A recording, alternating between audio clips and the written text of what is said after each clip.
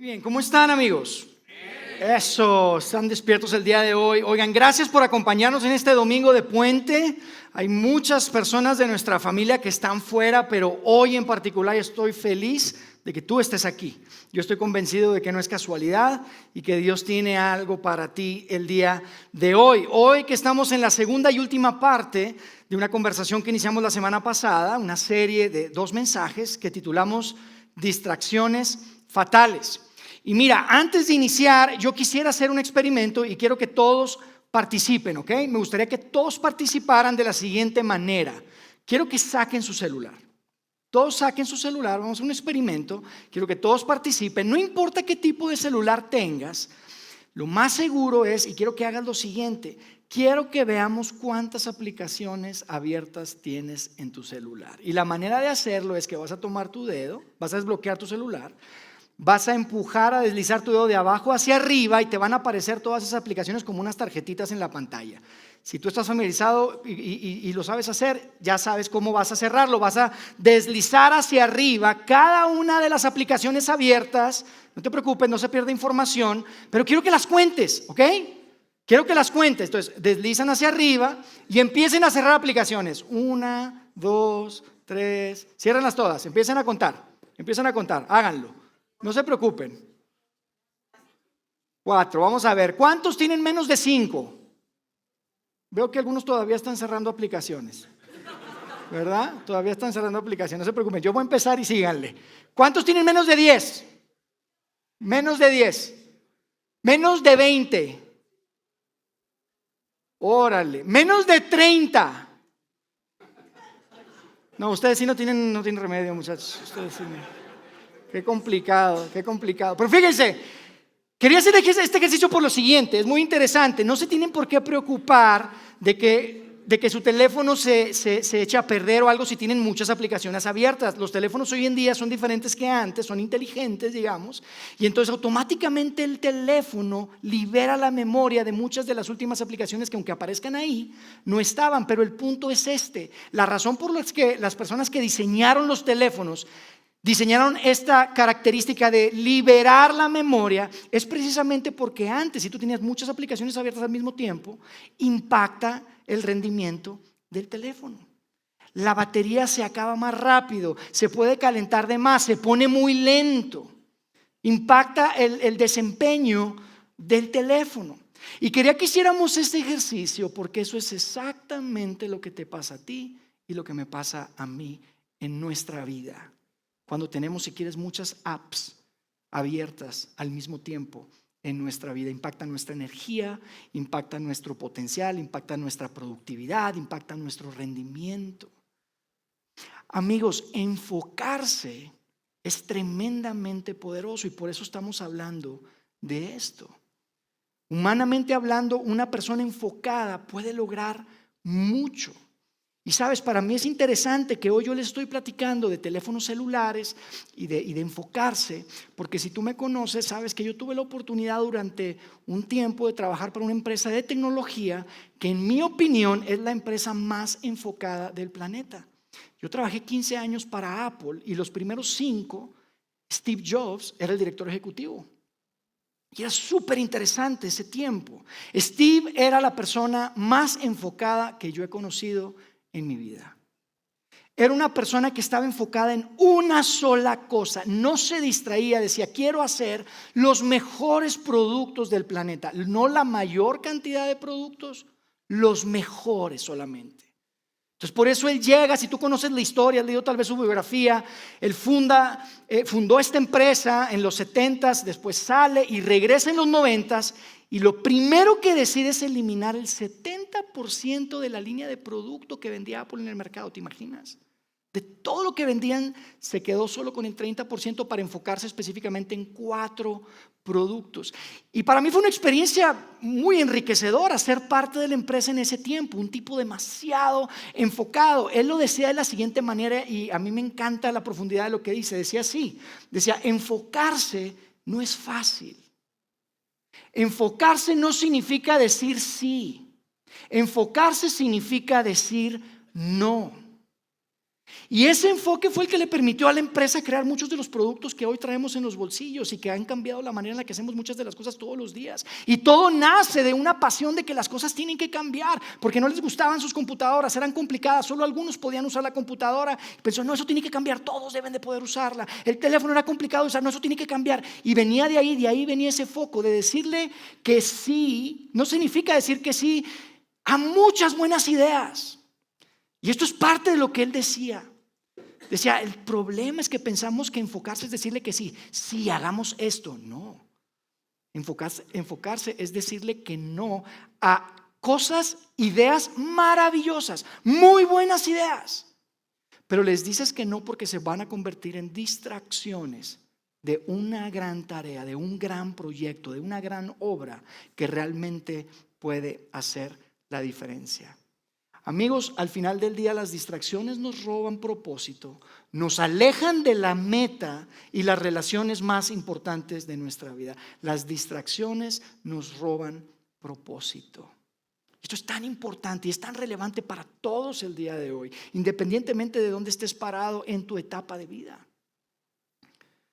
¿Sabes? Una investigación que leí mientras me preparaba para esto tenía que ver con mujeres de Estados Unidos y Europa, y en esta investigación hablaban de la mayor desdicha, la mayor insatisfacción, si quieres, en la vida. ¿Y sabes de qué hablaban? Hablaban de la relación con sus hijos. Y no porque no quisieran a sus hijos, los amaban a sus hijos, pero presentaban y decían y mencionaban este tema de no estar presentes. De sentirse mal porque no estoy presente al 100% con mi hijo, porque siempre tengo un pendiente, tengo una llamada, tengo un correo, tengo un WhatsApp, tengo algo urgente. Y amigos, esto es algo súper personal para mí, tengo que ser transparente con ustedes, porque es algo que he tenido que crecer y sigo creciendo en esto. Las distracciones nos impactan. Y no importa si eres un niño, si eres un adolescente, si eres un joven, hombre, mujer, si eres una familia, si eres una comunidad, si eres un gobierno, si eres una empresa. Las distracciones nos distraen de lo más importante, nos roban propósito. Es tan importante esto. ¿Sabes? Jesús habló de esto. Jesús habló de esto en una ocasión con un grupo grande de personas y después les explicó a sus discípulos ya en corto, ¿no? Les dijo, déjenme les digo de qué se trata. Y hablaba de una historia de una persona que sembraba en la tierra.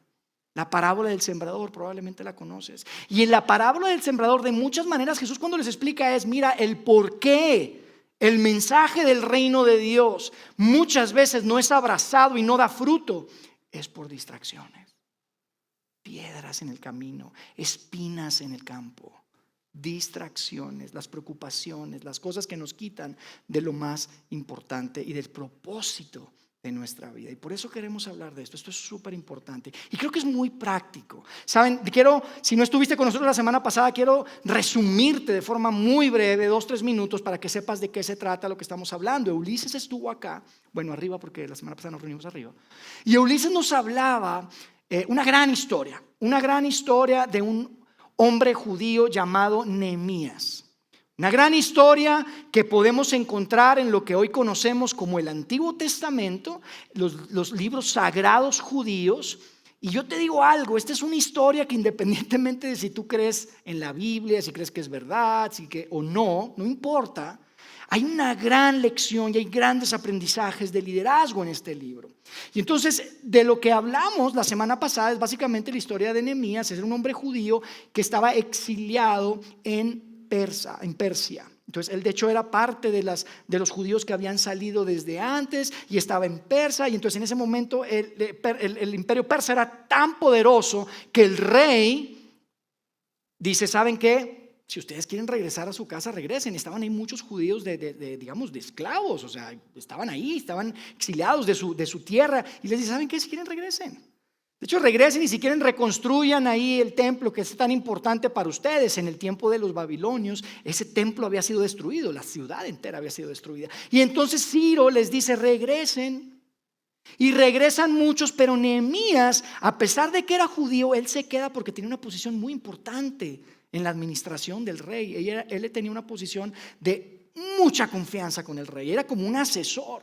Lo que leemos es que era el copero del rey. Suena como que es el que le servía el vino. No, es el que lo probaba antes de que lo tomara el rey. O sea, era una cosa de una confianza. Imagínate. No nada más probaba el vino para que no lo vayan a envenenar al rey, sino que era un tipo que tenía total oído y era un gran asesor del rey. Entonces él se queda ahí, pero él tenía su corazón en casa, ¿saben? Te das cuenta, es evidente, porque él busca y escucha eventualmente un reporte de cómo iban las cosas en Jerusalén. De regreso en casa, ¿cómo están las cosas? Y eso lo hablamos la semana pasada y el reporte no era bueno, las cosas no estaban bien, las cosas estaban súper mal. Y tenía todo que ver con algo que hoy conocemos como los muros de la ciudad. No estaban construidos, no había muros. Y eso que nosotros puede representar cualquier cosa, amigos, no era cosa pequeña. Para ese tiempo los muros representaban la misma, no solamente seguridad y protección, sino la misma posibilidad y viabilidad de una economía. Eso les daba identidad, les daba unidad, era algo muy importante. Los muros no eran cosa trivial. Y entonces esto se le clava en el corazón a Nehemías. Las cosas no están bien. Sin los muros difícilmente podremos reconstruir la nación. Y entonces decide hacer lo impensable y Nehemías decide arriesgar su vida. Habla con el rey y le dice: estoy súper triste y quiero que me des permiso de regresar a ayudar a levantar y a reconstruir mi nación. Es un gran líder. Y eventualmente el rey, si tú conoces la historia, le da permiso. No solamente le da permiso, le da recursos, regresa y Nehemías empieza a liderar la construcción de los muros de la ciudad. Y entonces empezaron las distracciones. Y entonces, mientras estaban ahí movilizándose y poniéndose de acuerdo, hay tanto que rescatar acá. Deberías de verdad leer la historia completa. Es un pequeño libro que lo puedes leer en una sentada, pero hay tanto. Y ahí empezaron a llegar las distracciones. Cuando empezaron a construir los muros, la muralla del templo, empezaron las distracciones una y otra vez. Y en cada ocasión que llegaba una distracción, vemos que Nehemías respondía de la misma manera. Fíjate lo que dice en el capítulo 6, verso 3. Dice: estoy ocupado en una gran tarea, así que no puedo ir. Nehemías, ven, platiquemos. Había enemigos que no querían que reconstruyeran la nación, que no querían que reconstruyeran los muros. Y hey, Nehemías, tráelo. Oye, mándale a decir a Nehemías que venga y que baje y que platique con nosotros. Y cada vez que le mandaban un mensaje, el mensaje regresaba y decía: estoy ocupado en una gran tarea, no puedo ir. 4 veces por lo menos queda registrado que tratan de distraer a Nehemías y su respuesta era: ¿por qué tendré que ir a hablar con ustedes? Si estoy haciendo algo importante, una gran tarea, algo que va a cambiar nuestro futuro como nación. Pero después de esas 4 veces que vemos que quieren distraer a Nehemías, oye, se pusieron muy creativos estos cuates. Había un grupo de personas, identificamos por lo menos 3 ahí, eran algunos que eran de Samaria y unos árabes. No querían que se construyera eso ahí en Jerusalén, y entonces se pusieron creativos y dijeron: ¿sabes qué? Vamos a armar un chisme. Ese era el chiste para que se rían. No, era un chisme. Y empiezan y arman un chisme. No, ¿sabes qué? Vamos a armar un chisme y vamos a decirle a Nehemías que el rumor que anda es que él está levantándose y se está preparando para ir contra el rey Ciro, contra el rey persa. Vamos a decirle eso. Blackmail, haz de cuenta. O sea, mal. Lo tenían ahí pescado. Entonces le empiezan a decir y les llega ese chisme, ¿verdad? Que era obviamente mentira. Y me encanta la respuesta de Nehemías, porque fíjate lo que dice en el verso 8. Yo respondí: todo lo que dices es puro cuento. Así dice la nueva versión, la nueva traducción. Te lo prometo. Nueva traducción viviente. Lo que dices es puro cuento. Tú te inventaste todo. Estás loco. Déjate de cuentos, les dice Nehemías. Imagínate qué difícil. Él tenía una relación con el rey muy cercana, pero que el rey hubiera escuchado eso. Uy, qué tremenda distracción. Y después Nehemías sigue diciendo: solo trataban de intimidarnos, creían que podían desalentarnos y detener la obra. Él tenía claro cuál era el problema. Decía: trataban de intimidarnos, desalentarnos y de detener la obra. Y después termina diciendo en ese mismo verso: de modo que seguí con el trabajo más decidido que nunca. Qué inspirador. Wow, a mí me parece súper inspirador este. Pues es un hombre que está convencido De muchas maneras su corazón estaba roto por su nación. Le había atravesado el corazón el que no había muros, el que no había protección, no había posibilidad de una economía, no había posibilidad de una reconstrucción de la nación. Y él estaba convencido que había algo que tenía que cambiar. Algo muy importante tenía que cambiar y él tenía que ser parte de eso. Y se presenta de forma muy clara y él entendía de forma muy clara lo que nos enseñó Ulises la semana pasada, que te quiero recordar acá con esta gráfica. Había 3 elementos claves para esa gran tarea, para esa gran obra. Había un problema. Había un gran problema y él lo tenía claro y lo tenía identificado. Pero no solamente había un problema, había una posibilidad. El problema es el qué, la posibilidad es el potencial. Había una posibilidad de que las cosas cambiaran, pero además tenía una pasión por ese deber ser.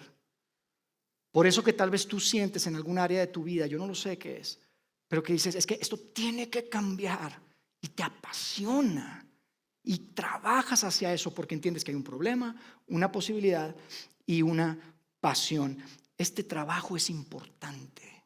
Él estaba convencido de eso. No tengo por qué ir a distraerme a platicar con ustedes.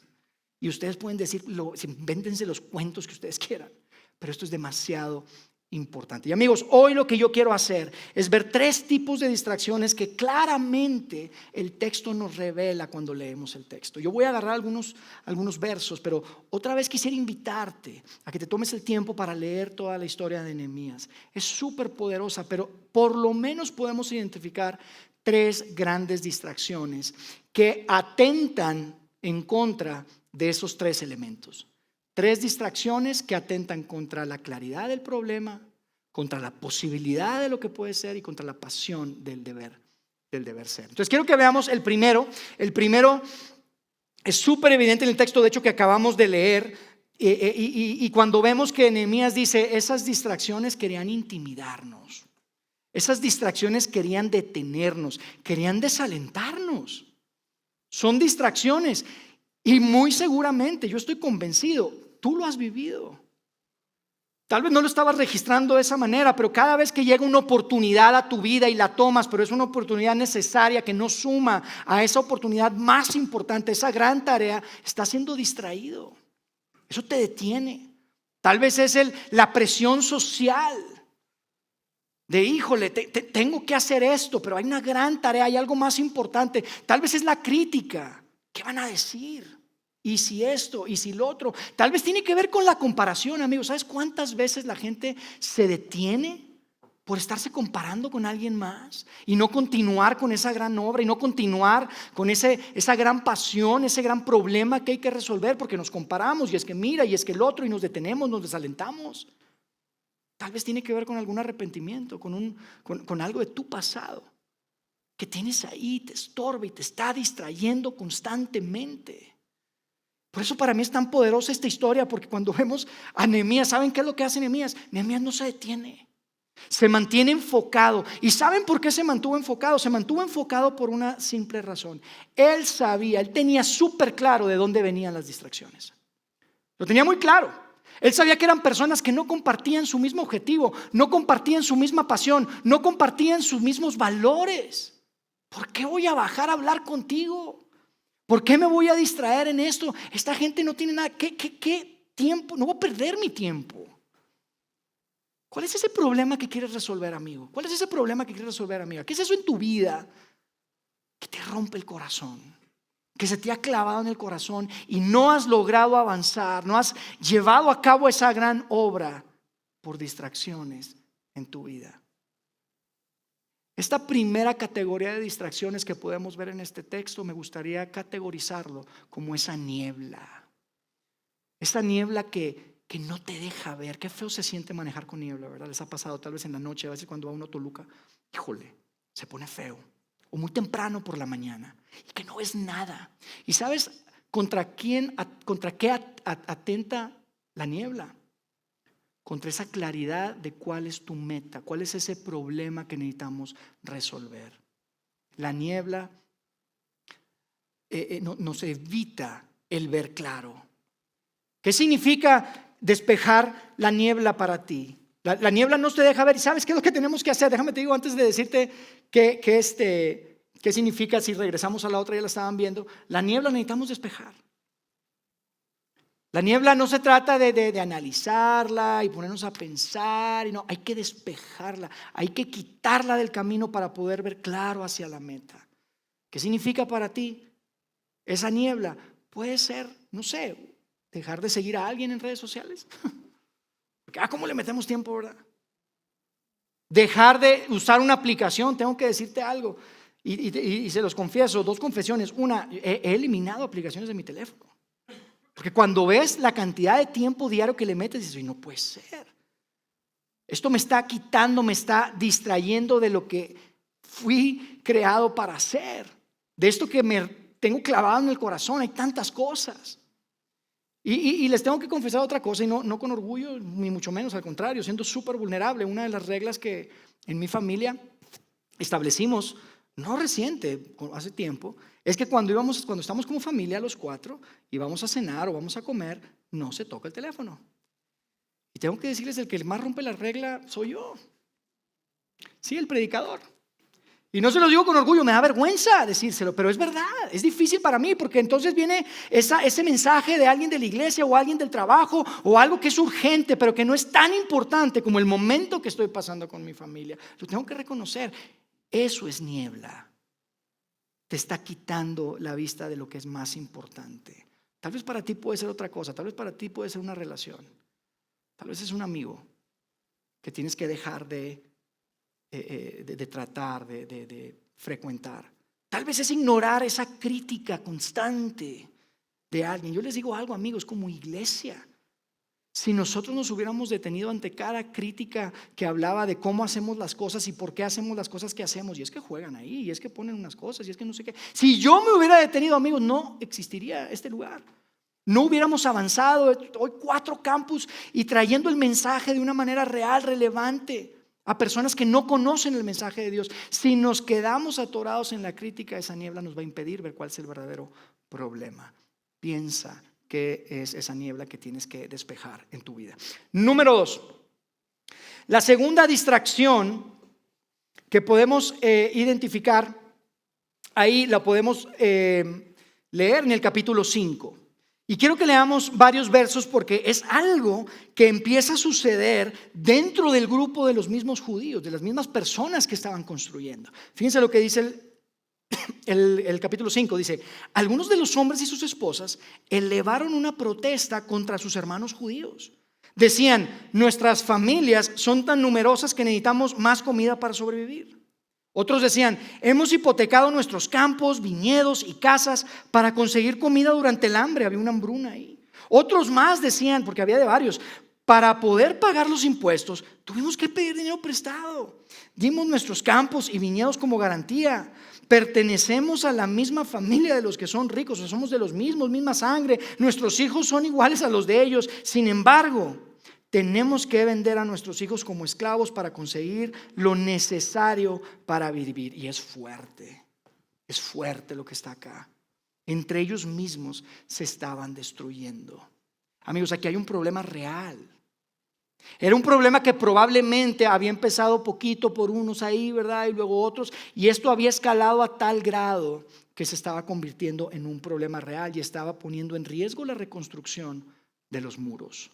Entonces, ¿qué hace Nehemías? Convoca una reunión y fíjate lo que pasó. Dice ahí, en el verso 8: en la reunión les dije: estamos haciendo todo lo posible para rescatar a nuestros parientes judíos que han tenido que venderse a extranjeros paganos, pero ahora son ustedes los que los someten a esclavitud. ¿Cuántas veces tendremos que redimirlos? Dice, y ellos no tenían nada que argumentar en su defensa. O sea, en otras palabras, Nehemías dijo: oigan, bájenle. O sea, entiendo que naciones extranjeras, que otras personas vecinas quieran tomar ventaja, quieran pues someternos y tenernos como esclavos, eso lo entiendo, pero entre nosotros, por favor, ¿en serio? O sea, ¿en serio? Y esta es una de las enseñanzas que hoy en día, amigos, la comunidad judía ha abrazado de una forma increíble. Si tú tienes la posibilidad, o si tú eres judío que estás acá, yo te digo una cosa: tengo grandes amigos judíos y es increíble cómo se apoyan.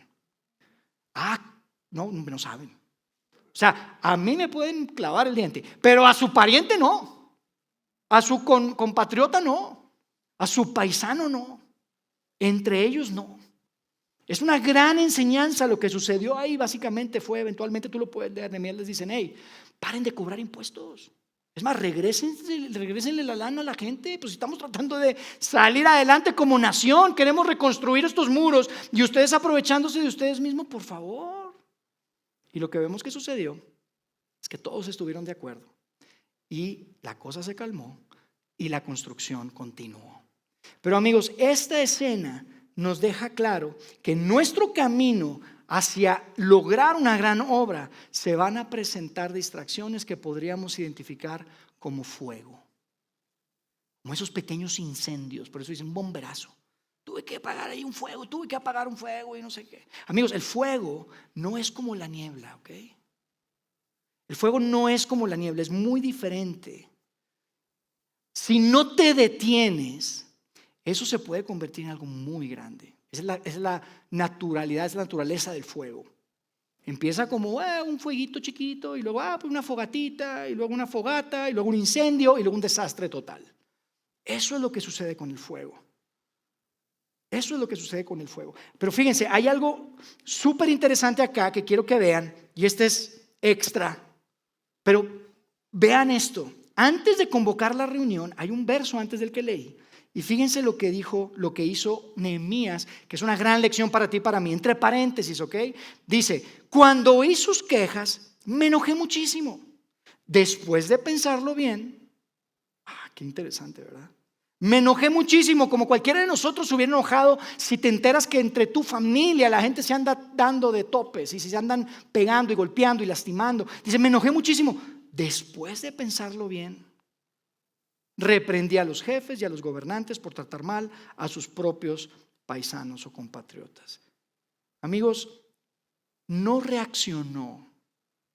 A mí me gusta decirlo así, él más bien respondió. Lo pensó bien y entonces respondió. No reaccionó. Y eso es tan importante. No reaccionas, lo piensas bien. Y cuando ya lo pensaste bien, después de esto, haces lo que tengas que hacer. Amigos, al fuego hay que apagarlo. El fuego no se contiene. El fuego no se ignora. El fuego es una amenaza a esa visión y puede convertir esa posibilidad en imposibilidad. El fuego es muy peligroso. Hay que apagarlo. No lo contienes, no lo ignoras. A veces lo queremos contener, ¿verdad? Porque decimos, bueno, no hay que parar. Hay que seguir trabajando, hay que seguir construyendo. Pero no lo contienes porque se vuelve muy grande. No lo ignoras porque es incómodo, ¿verdad? Lidiar con ese pequeño fuego, tal vez con esa fogatita, con esa cosita que se está prendiendo por ahí. No haces eso. Lo que haces es te detienes y lo apagas. Lo eliminas. No puedes ignorarlo porque amenaza esa gran tarea. Para ellos en ese tiempo tenía que ver con esa reconstrucción de la nación y del tiempo. Amigos, yo recuerdo que cuando inicié mi carrera profesional tuve un tiempo trabajando en la industria automotriz y es muy padre, me gustan mucho los autos y trabajando en Monterrey, fue en las afueras de Monterrey, un lugar que se llama García, hay una gran planta de autopartes, la empresa se llama Nemac y hay grandes naves, pero muy grandes, ustedes no se imaginan la cantidad de aluminio que funden ahí para hacer autopartes, es enorme. Y fue una experiencia que para mí fue muy interesante pensando en esto, que yo recuerdo que en toda la línea de producción, prácticamente a centímetros de distancia de cada uno de los operadores en esas líneas de producción, había un botón rojo de parado de emergencia. Tal vez tú lo puedes identificar. Había un botón rojo. Algunos tienen una línea o alguna cosa. Había botones por todas partes, muy cerca. De tal manera que cualquier persona que presionara ese botón, para todo por completo. Pero se para todo. Se imagina, así. O sea, producción que tienen, están contadas las horas para llegar a los niveles de producción y compromisos de producción que teníamos con los clientes, Ford y General Motors y Chrysler. Y yo me acuerdo que en ese momento yo pensaba, oye, pues con tanto botón disponible para cualquier persona, esto se va a parar a cada rato. Pero cuando hablas con el gerente de planta, te dice, no, al contrario. Nadie quiere ser responsable de parar la planta. Nadie quiere picarle al botón. Porque se siente responsable, paré todo. Y es una gran responsabilidad, pero ¿saben por qué están todos esos botones? Porque es mejor detenerse y parar todo y apagar el fuego que se presente a algo que puede convertirse en algo devastador. Amigo, el fuego para ti puede ser una persona en tu trabajo, en tu negocio. Puede ser un comportamiento. Puede ser un conflicto que no está atendido. Tal vez es esa persona en tu empresa o en tu equipo que es súper popular y que siempre llega a las metas y todo, pero está atentando contra la cultura de la organización y necesitas apagar ese fuego. Es tan y es incómodo y a veces queremos ignorarlo y queremos mejor nada más contenerlo. Pero los fuegos en la vida, cuando se trata de una gran tarea, amigos, no los podemos contener, no los debemos ignorar, necesitamos apagarlo. Y sí es incómodo y sí a veces hay mugrero y queda un mugrero, así como cuando usas un extinguidor. Si algunos han visto o han usado un extinguidor para apagar un fuego, ¿cómo queda? Una cosa, hay polvo blanco por todas partes, está terrible, queda un mugrero, pero para nada se va a comparar con la destrucción devastadora de permitir que un fuego termine con absolutamente todo. Al fuego hay que apagarlo. No lo ignoramos, no lo contenemos. Segunda distracción. La tercera, amigos. Vamos a la tercera distracción. Esta tercera distracción es muy interesante, lo vamos a ver un capítulo antes. Pero lo que tienen que saber es que cuando Nehemías inicia la reconstrucción de los muros, los pueblos vecinos y las personas que empezaron a ver que estaban ahí picando piedra literalmente, se burlaban de ellos. Estos locos, está destruido todo y quieren construir unos muros, y se burlaban de ellos. Pero en el momento que empezaron a avanzar, de hecho ya iban como a la mitad del muro, yo creo que de repente se dieron cuenta y dijeron: oye, ¿en qué momento construyeron estos locos? En ese momento ya la cosa cambió, ya no se estaban burlando. Ahora empezaron a venir a amenazar. Y quiero que leamos lo que decían y lo que escuchaban estas personas. En el verso 8 del capítulo 4 dice: todos hicieron planes para venir y luchar contra Jerusalén y causar confusión entre nosotros. Esto es lo que estaban escuchando. Este era el chisme. Dice: entonces el pueblo de Judá comenzó a quejarse. Dice: los trabajadores se están cansando y los escombros que quedan por sacar son demasiados. Jamás podremos construir la muralla por nuestra cuenta. Y es bien curioso y es bien interesante, pero tú te vas a conectar con eso. Mientras no había amenazas, los escombros no eran problema. Nadie, ya iban a la mitad. Estaban de hecho súper contentos por lo que estaban logrando y la posibilidad de resolver ese problema, de esa pasión que tenían. Nada de los escombros había sido un problema. El cansancio les venía guango, como dicen por ahí, porque estamos haciendo una gran tarea. Pero cuando llega la amenaza, la cosa cambia y empiezan a sacar. Fíjense lo que dice en el verso 11, dice: mientras tanto nuestros enemigos decían: antes de que se den cuenta de lo que está pasando, caeremos encima de ellos, los mataremos y detendremos el trabajo. Se enteraron porque muchos de los judíos que vivían en las orillas estaban escuchando esto. Y venían las amenazas y venía ese rumor de que les iban a caer, y les decían: oye, nos van a caer de todos lados.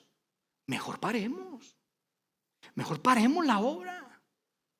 Amigos, los escombros eran simplemente una excusa, y eso de que no, estamos cansados, era una excusa de la distracción que para mí es una de las distracciones más fatales de todas. Era una excusa para enfrentar el miedo. La tercera distracción, amigos, la podemos equiparar a un miedo. ¿Tú sabes qué se siente? Sentir miedo. Cuando hay esa gran tarea, ese miedo que llega para impedir que hagas una gran obra. Ese miedo que viene a paralizarte muchas veces. No es fácil enfrentar el miedo. Y hay diferentes niveles de miedo. Puede ser un pequeño temor, puede ser una inseguridad, o puede ser una ansiedad tremenda. Y hoy en día hablamos mucho de ansiedad, ¿no? Y pensamos: no, es que nuestros jóvenes, es por el aparato. Amigos, también en sus adultos hay ansiedad. No solamente son nuestros jóvenes y nuestros hijos los que están enfrentando este tipo de experiencias, de ansiedad, de inseguridad, de temores. Y tal vez el miedo para ti puede ser, no sé, el miedo al fracaso.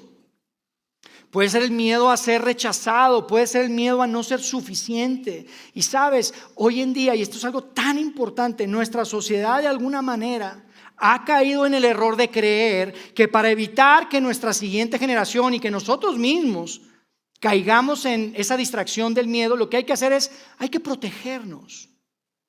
Protejámonos del miedo. Estemos más seguros.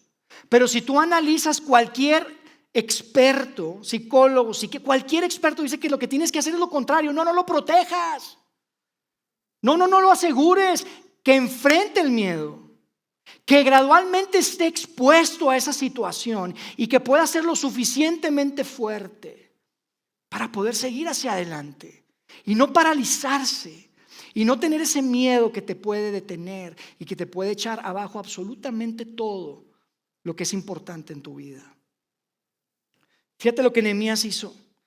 Dice esto: reuní a los nobles y a los demás del pueblo y les dije, no le tengan miedo al enemigo.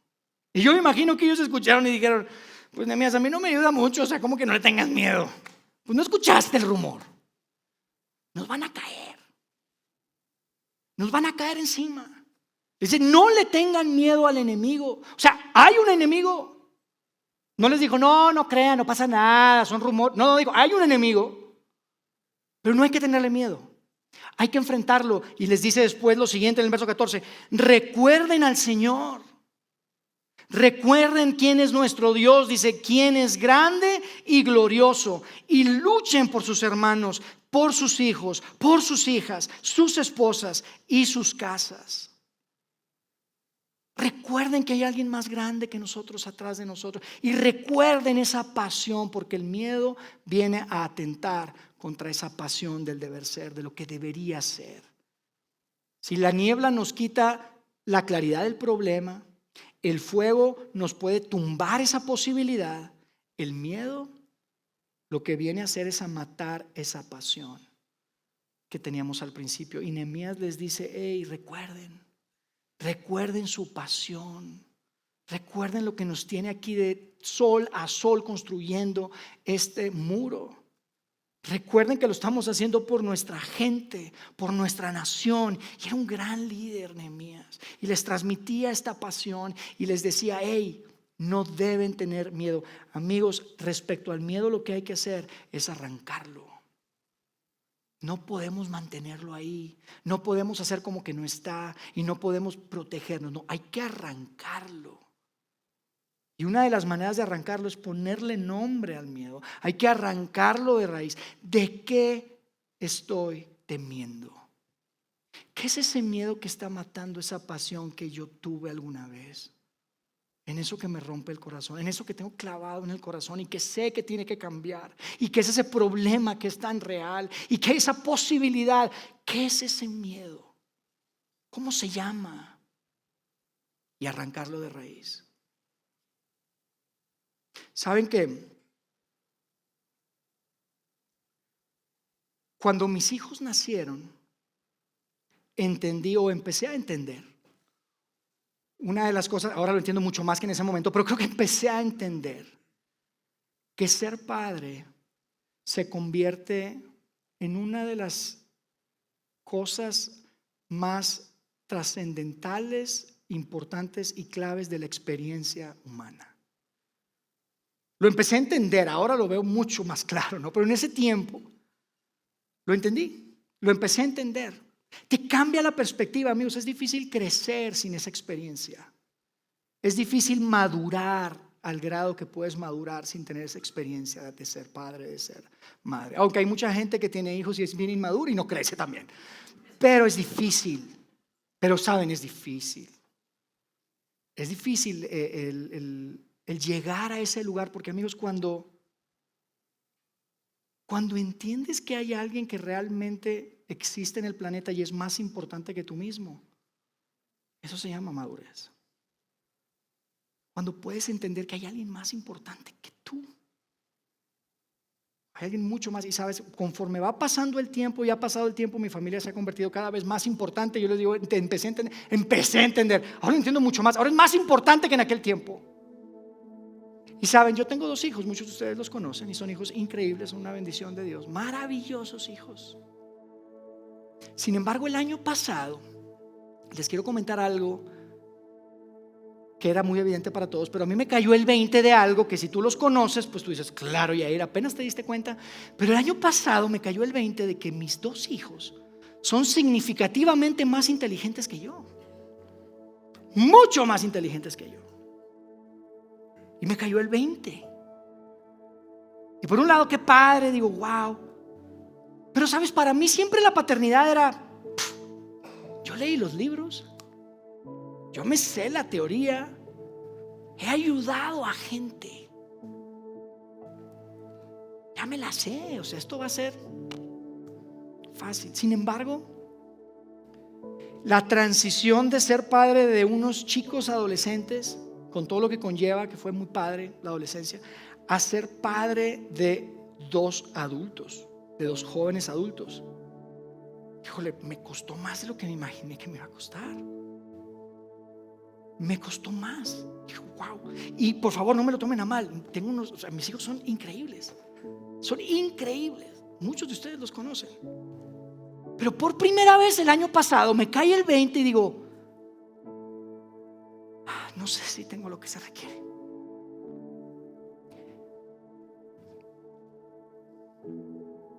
¿Y si no soy suficiente? ¿Y si todo lo que yo tenía era la teoría, pero en el momento de ejecutarlo no sé si voy a poder? ¿Qué tal si mis errores van a impedir que yo sea el padre que ellos necesitan? Y me empecé a paralizar con miedo. Me dio mucho miedo. ¿Qué tal si? ¿Y si es irreversible mi error? ¿Y si esto? ¿Y si lo otro? Y sabes, buscamos ayuda, mi esposa y yo. Y recuerdo tan presente este pensamiento después de hablar con un consejero, un doctor que nos ha ayudado. Tuvimos varias conversaciones con él, y le debo muchísimo agradecimiento a él. Pero recuerdo terminar y estábamos mi esposa y yo, y volteé a verla y le dije, sabes, yo nací para esto. No es fácil, tengo miedo, así como dice el chiste, ¿verdad? En este momento tengo miedo. Sin embargo, yo nací para esto. Dios me creó para esto. Y no voy a permitir que tú y yo nos paralicemos como padres, porque vienen pensamientos de miedo, de inseguridad, de pensamientos de no soy suficiente, de voy a fracasar, de qué pasa si. Y empecé a recordar la verdad. Y eso es lo que yo te quiero invitar a ti, que te recuerdes. En esa gran obra, en esa gran tarea, tú necesitas recordar la verdad. ¿Y sabes cuál es la verdad? Y en ese momento lo repetíamos mi esposa y yo. La verdad es que yo soy la obra maestra de Dios. Somos hechura suya y fuimos preparados para buenas obras. ¿Sabes cuál es la verdad? Que fui elegido antes de que Él fundara el mundo para ser el padre de mis hijos. La verdad es que Él me da fuerza como las águilas. Y que aunque a veces las cosas van muy bien, te digo, sí, a veces siento como cuando regresas de la guerra que hoy ganamos, pero ay, Jesús, no puedo. Pero Él me da fuerza como el águila. Y todo lo puedo en Cristo que me fortalece. Esa es la verdad. Y eso es lo que tú necesitas recordar. En esa gran tarea, no sé cuál sea tu gran tarea, no sé cuál sea esa gran obra. Si no lo sabes, descúbrelo, amigo. Es la única manera en la que encontrarás ese propósito que Dios tiene para tu vida y para impactar a las demás personas que están a tu alrededor y que muy probablemente son las personas que más te aman. ¿Qué es entonces lo que está nublando ese problema? ¿Qué está nublando esa claridad de entender? Este es el problema, este es el qué. ¿Qué es eso que está amenazando? ¿Qué es ese fuego que tiene el potencial de imposibilitar esa gran tarea? ¿Qué es? Porque tienes que apagarlo, no lo puedes ignorar, no lo puedes contener, apágalo. ¿Y qué es eso que te está paralizando? Muy probablemente por pensamientos de temor, de inseguridad, de ansiedad, de miedo. ¿Qué es? Tienes que identificarlo. Hagamos lo que hizo Nehemías. Identificas la fuente, te das cuenta de qué es, identificas la fuente, analizó la situación de acuerdo al propósito que Dios le había entregado. Lo tenía claro. Y en tercer lugar, habló con Dios para buscar esa dirección, para recordarse esas verdades. Recuerden quién es nuestro Dios. Es grandioso, es glorioso. Luchen por sus hijos, luchen por su casa. Esto es tan importante, amigos. Esto puede cambiar el futuro de nuestra ciudad.